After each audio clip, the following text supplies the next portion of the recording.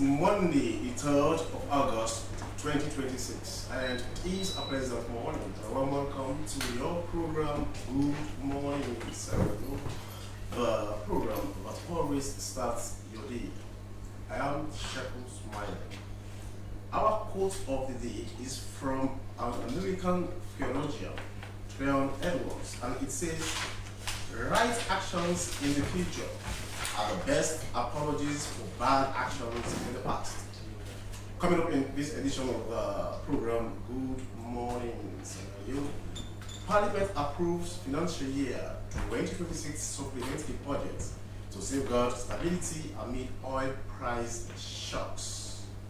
The Institute for Legal Research and Advocacy for Justice, IRAJ, calls for strict adherence to the rule of law following the disruption of the Sierra Leone Bar Association's AGM on Friday, 31st July. And also in this edition of our program, Good Morning, Sierra Leone Indigenous Importers Welfare Association calls on the government to urge the relevant authorities to fast-track the clearance of their containers at the country's ports. All these and more lined up in this edition of the program, Good Morning, reaching you live from a broadcasting house in Englandville, in Florida.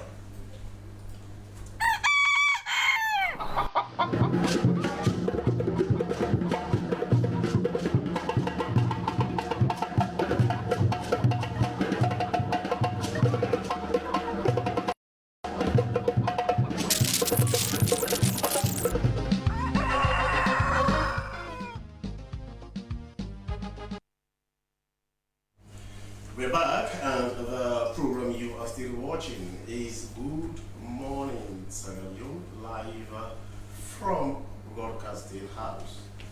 Now, as you may have heard in the news, members of Parliament have approved the financial year 2026 supplementary budget presented by the Minister of Finance, Sheku Ahmed Fantamandi Bangura, as Sierra Leone confronts the economic fallout of surging global oil prices at the Middle East conflict. The minister explained that the supplementary budget themed strengthening budget credibility to safeguard macroeconomic stability and protect the livelihoods of citizens was necessary to revise the original fiscal framework and preserve stability amid mounting pressures. Minister Bangura noted that since March 2026, international oil prices have risen above the earlier projection of $70 per barrel, weakening growth prospects, raising inflation, and worsening the terms of trade. He added that rising global oil prices triggered higher government expenditure, including the introduction of fuel subsidies in April 2026 and increased energy subsidies to the Electricity Distribution and Supply Authority, EDSA, to pay independent power producers. The Minister of Finance stressed that the adjustments are designed to safeguard budget credibility, maintain macroeconomic stability, and protect citizens' livelihoods during a period of global uncertainty. Members of both the ruling SLPP and opposition APC commended the Minister of Finance and his team for stabilizing the economy through sound policies and reform measures. They, however, stressed the need to improve domestic revenue mobilization and ensure prudent expenditure management. Well, in the studios to talk more on this is the Deputy Director of Budget, Ministry of Finance, and he is Jacob Tenga Sesi. Good morning, Mr. Sesi, and welcome to the program. Good morning, Mr. Sumaila, and good morning to the people of Sudan. But somebody said, this particular budget, this supplementary budget, is a progressive budget. What do you have to say to that? Yes, so it's progressive simply because, like you rightly stated in your introduction, in 2025, we made tremendous gains in the macroeconomic stability and also the execution of the budget, and we made so many gains during the 2025 fiscal year. And as a result of that, towards the start of this year, 2026, of course, based on those projections and those trajectory that we ended up with in 2025, based on those assumptions, we prepared the 2026 budget. But no sooner we entered into 2026, after the budget has been approved, those macroeconomic fundamentals and the assumptions started changing. And in the first half of the year, we had this issue of the Middle East crisis, which is the US-Israel-Iran war. And one of the major trading routes in the world had some issues, which we are still battling with. And as a result of that, we thought it fits that those gains that we made in terms of the GDP, we projected GDP to increase this year because in 2025 it was 4.8%. So we projected it this year higher. But towards the first half, the end of the first half, things have changed. Now what has happened is now projected to go down to 4%. And also the inflation, we ended up with 4.4% in 2025. Towards the end of June, we're talking about 13% to 14%. And we say, oh, these are things, those are not the things that we prepared the 2026 budget on. And those economic fundamentals, as well as also when you come to the financials with regards to revenue mobilization, the assumptions that we used to prepare the revenue and the drivers of the revenue, we started having challenges in mobilizing them. We talk about the GST, the petroleum, the road users, all of them started misbehaving, not coming as expected. And also with regards to the expenditure, we started having pressures. So as a result of that, we said, you know what, let's go back to the drawing board and see how we can maintain those gains, those macroeconomic gains, try to strengthen our budget credibility, which we've ended up with 2025, and the gains that we made in 2025, to see how we can improve on them going forward to the end of this year, so that we will not lose sight. Because when you lose sight, it affects you for the next. Why according to what happened in Parliament, like the supplementary budget received, bipartisan support. Why do you think, that was the case? Yes. Especially when, politicking, the parliament is the place for politicking. And what we'll be seeing today also is just an example of some of the things that do happen in parliament. But why do you think this particular budget, this supplementary budget, got that bipartisan support? Yes, so I will categorize that also into two. First is the leadership response to the issues of the state, and as a result, the Ministry of Finance and the economic team of Sierra Leone sat together and see the need why really we need to do a supplementary budget in order for us to cater for the ordinary citizens, not only for us living in Freetown, but for the layman in one of the rural villages, to cater for them. And as a result of that, the parliamentarians saw that particular trajectory into the budget. And also with regards to the financials, they knew that we've made tremendous progress for the past years on to 2025. And bringing this document for us not to lose track, for us to come back on track and continue the same pathway, they thought it fit. This is something they also need to support. So that is why all of them came on board to unanimously pass the budget, and we really applaud them for that because they are really supportive of us, even though we have challenges. But they said they are going to form part of the challenges. Amid the bipartisan support, we are there reservations, because whatever it is, I have the possibility of you having 100% is most likely not possible. So, what were some of the reservations insofar as this supplementary budget? Well, some of the reservations raised was one, the domestic revenue mobilization, and they said the NRA is not performing as per the expectation, and someone in the parliament raised the concern that they're going after NRA. So we know them going after NRA, that's their own oversight functions, and they have the right, they have their constitutional mandate to go about it. But we just think that when they are going after NRA is for revenue enhancement or for revenue mobilization, nothing other than to go and create any other thing that will make what we've gained so far go down the drain.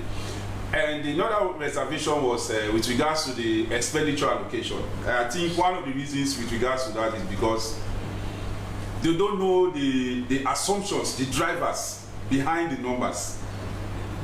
Much of them are not preview to the reasons. They were raising concern about the chief minister office having more expenditure towards the end of the year, the office of the president. The reason is that the office of the chief minister is like a cut across office, and some of these ministries also benefit from the resources which is given to the chief minister. For example, when you talk about agriculture, the chief minister is there, if not 100% but 50% minimum. But the question is, does he have a stand-alone projects? For example, projects that we say, okay, this project is under the office of the chief minister. Of course, the office of the chief minister have projects like the rapid community development project. It's being supervised, even though it's been implemented by NASA, but the money goes through the office of the chief minister to NASA. So they have direct oversight. So that's why I said the assumptions behind those numbers, that is maybe they are not privy to it. So also the office of the president, those are governance institutions. If you look at the free quality education also, the school things or whatever, the chief minister is also involved. You go to health, it's also involved. So it's everywhere. So the resources that he needs to carry on all those activities, for which some of these agencies oversight functions. Not all the oversight. Executive, not the parliamentary oversight, but executive oversight. Yeah, of course. That is what he provides. Yeah, exactly. But then in the process, does he need, he needs resources to carry on with that. Now some of these people are making comparative analysis as to allocations. Okay, if the chief minister, the allocation to the chief minister is this, what about ours? Who are the ones who directly implement projects and programs? So let me bring something to you. Yes. When there was this issue of energy issues, crisis or whatever, sorry, the chief minister formed part of the delegation. And also, when we talk about agriculture, most of the delegations that are going out there to get resources for the state, the Minister of Finance, the Chief Minister, is also part of that delegation to go for negotiation. The electricity, the one they had in Geneva, they were there. When you talk about health, it's also part of the process. It is engaged in most of the activities of those ministries that is directly supervising. But then, and as a result, you are also getting the resources through that. It is for clarity, because a lot of questions are being asked, especially around the office of the chief minister as to budgetary allocation. Yes. So people say, what are the tangibles? So even let me bring something to you. One of the tangibles also that I'll bring to you is the expenditure for the tripartite, the election systems tripartite committee. The only office that we can channel resources in the implementation of the recommendations, the strategic engagement of the communities, the people out there, is through the office of the chief minister. So the office of the chief minister budget, if they would have asked, would have given the cost drivers, the reasons behind all of them. So those resources are given to us, the chief minister. The committee are being paid, and they are paid through the office of the chief minister also. So we send all those resources there, and that is why you are seeing that, because if we don't provide, the committee will not sit, the recommendations will not come out, and the engagement with other stakeholders, communities, they will not carry on with it because there's no fund. So we provide all those funds through the office. So let's quickly, before I go to something else, according to the Minister of Finance, or Finance as the case may be, the adjustments are designed to safeguard budget credibility. maintain macroeconomic stability, and protect citizens' livelihoods during a period of global uncertainty. So, in other words, what he is saying here is that this budget is people-centered budget. 100%. So how does this change the lives of the ordinary man? Okay, fine. So with regards to the ordinary man, we know in Sierra Leone one of the cost drivers of the CPI, which is the inflation.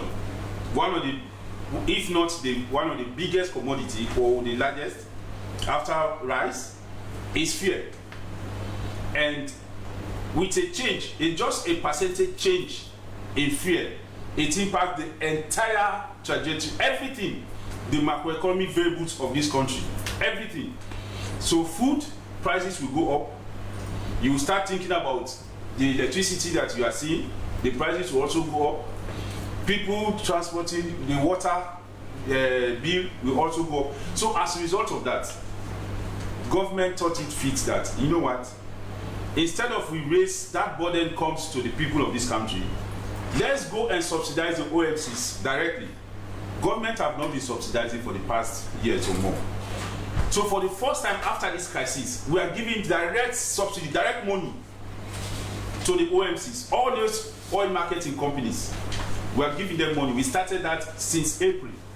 Okay. For us not to, instead of them selling at 45 leones or more, we said, you know what, the difference between 35 and 45, government, we are ready to pay. Okay, I'll come back to you because there was this popular, expectation that you are going to remove a subsidy or fare. No. Instead, but I know, before going to Parliament or before going with about supplementary budget, you must have heard. But among expectations, one of them is that there was going to be a removal of subsidy on fuel. So that's what we are saying. Because it's people-centered, we could not remove it. Because if we remove it, it's going to be a burden. And let me tell you, we are spending 243 million just to give to the OMCs. 243 million can build more than how many schools in this country? It can do so many things. But what we are doing as a ministry, okay, we said, let's give this thing to these people so that the burden, the transfer pricing or transfer of those burden to the people we minimize. So we are giving them direct subsidy. We are paying directly to them as in cash. Then also with regards to the electricity, when fuel price goes up, the independent power producers, the Car Power, the CI Energy, the Guinea, all those guys, you expect their tariff to increase. So when they are invoicing EDSA, you will see a higher invoice, higher price. Okay. So as a result, government is also coming in to subsidize EDSA for the payment of those things, so that the people will not feel it. Okay, thank you so much. I'm here, Isan Jacobs, SC, the Deputy Director of Budget in the Ministry of Finance. And the program you are still watching is Good Morning, Leone, live from Broadcasting House, the England Villa in Freetown. Now, the Institute for Legal Research and Advocacy for Justice, otherwise known as IRAJ, has called for strict adherence to the rule of law following the disruption of the Sierra Leone Bar Association's AGM on 31st July. IRAJ is calling for clarity on the legal authority behind the police action, an interim body to oversee the association, compliance with the High Court's orders, and free, transparent, and independent managed elections. Well, the institute says the ongoing crisis within the bar association is not merely an internal matter, but one that has some external actors as well. Well, in the studios to talk more on this is the legal officer for IRAJ, and he's Hassan Conte. Good morning, Mr. Conte, and welcome to the program. Good morning, Mr. Presenter, and thank you for... So now you want actions to be taken, you want the Bar Association to go to strictly adhere to, orders from the court. But in the first place, talk on what's your view on what happened on Friday when we saw the current executive prevented from going to the Goodmorning International Conference Center for the scheduled, AGM. What is Iraj's view on this? Yes, Iraj's view is what we've already communicated in our press release of the 1st August 2026.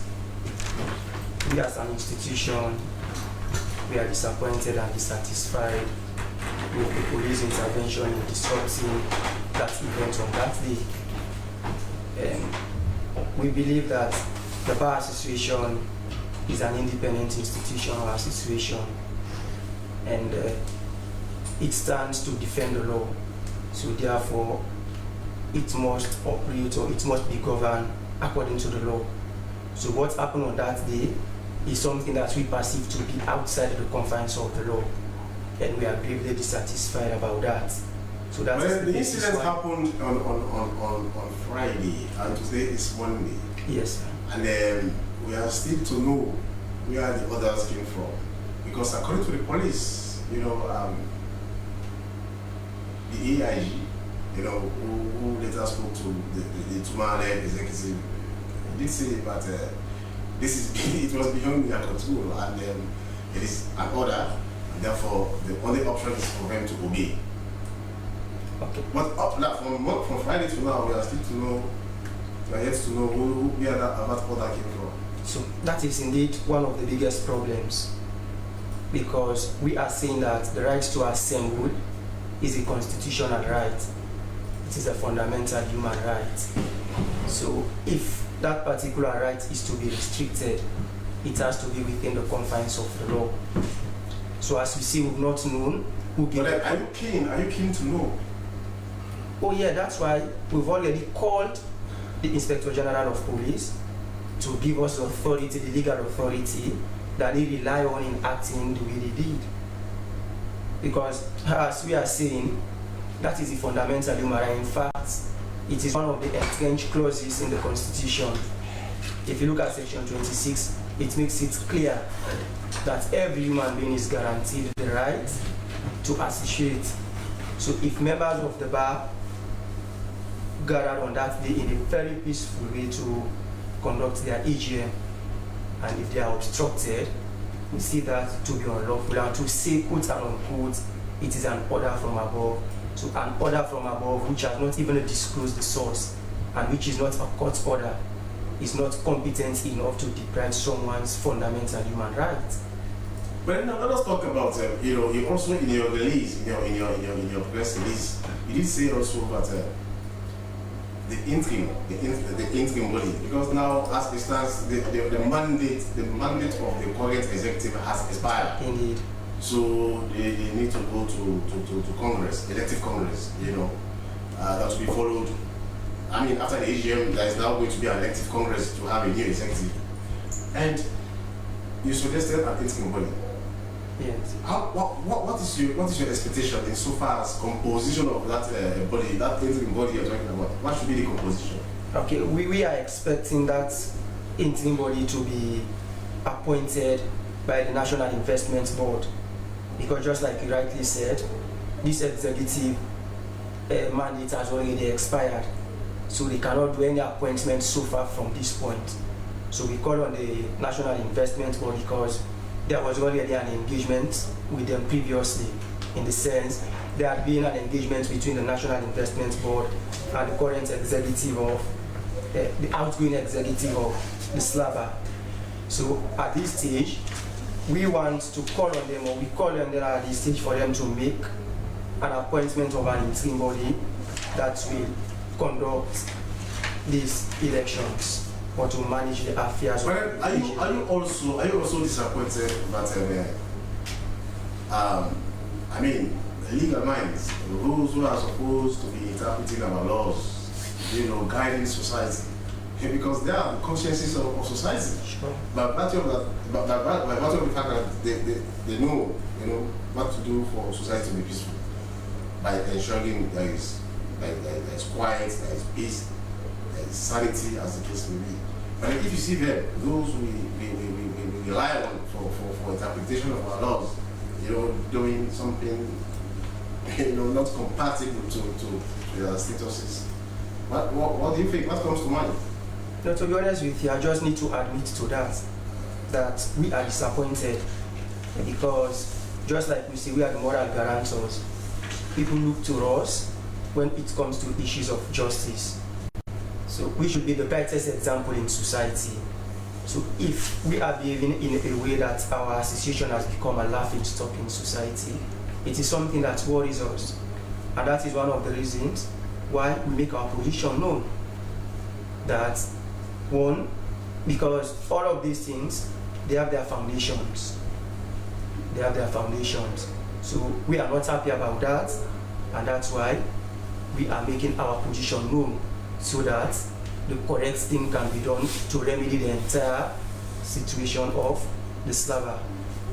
But then now, but it has gotten to this point where it's like a period of uncertainty, because the executive will argue, but like you, they are also legal minds. But when we went with the intention, to conduct, an election, and we are disrupted, not by a court order, but a senior police officer telling us, but no, I've got orders from above, so this AGM must not hold.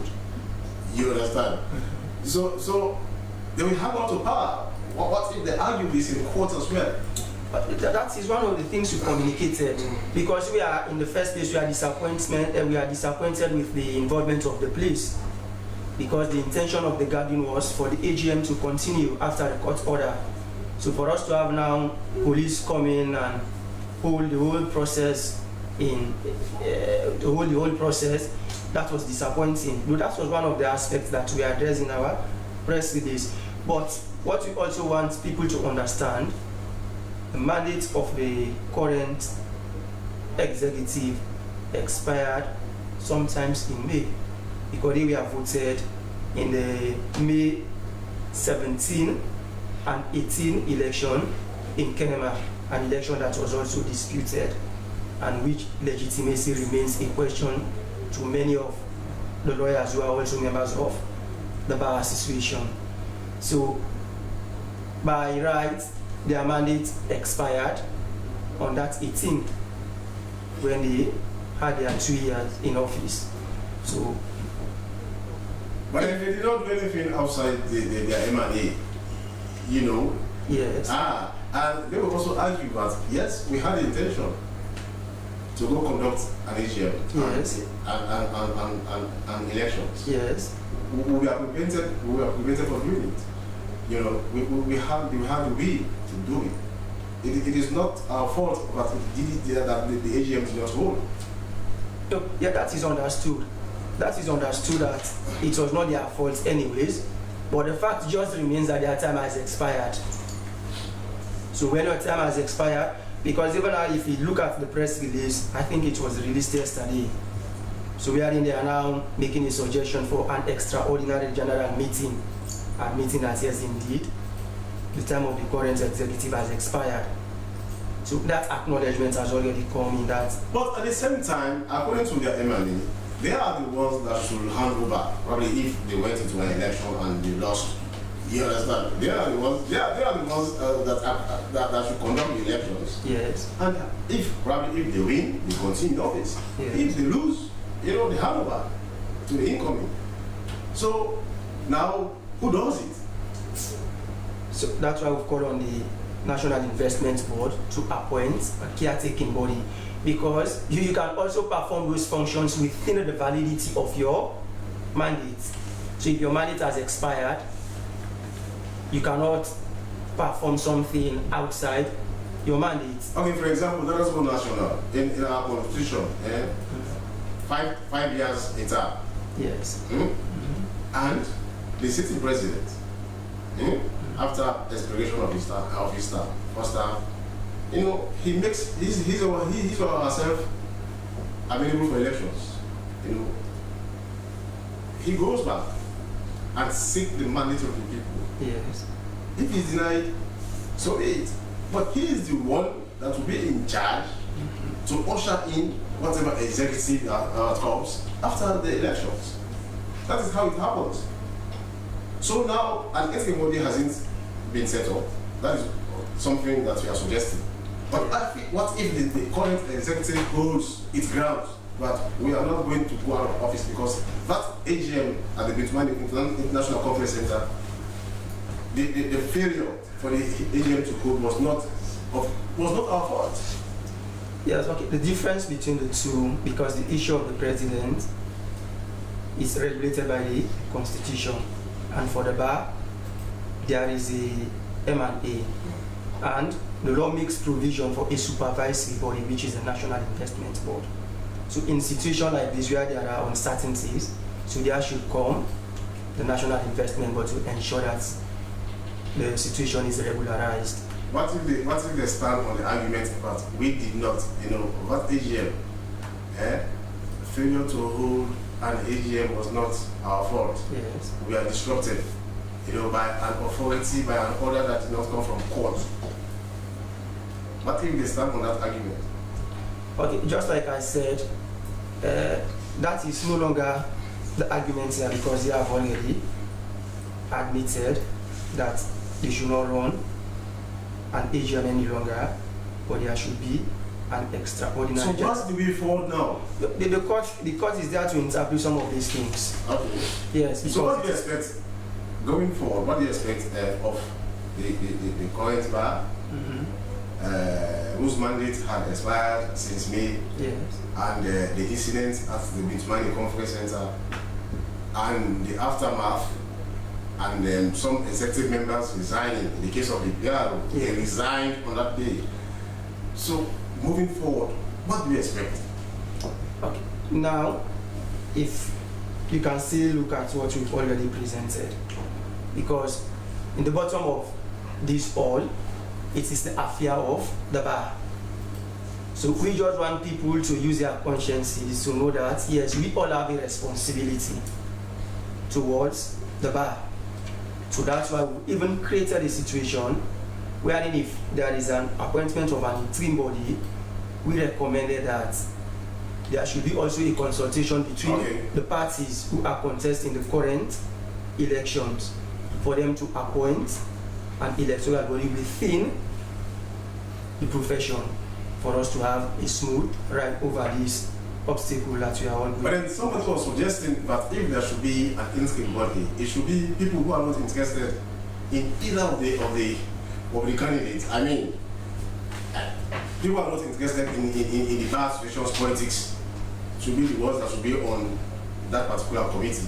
That's the caretaker committee you're talking about. No, by expectation, yes, because we even have some lawyers who, by all indication, they are neutral and they have the love of the bar at heart. So I believe if some of those senior practitioners are appointed to those positions, then they can give us what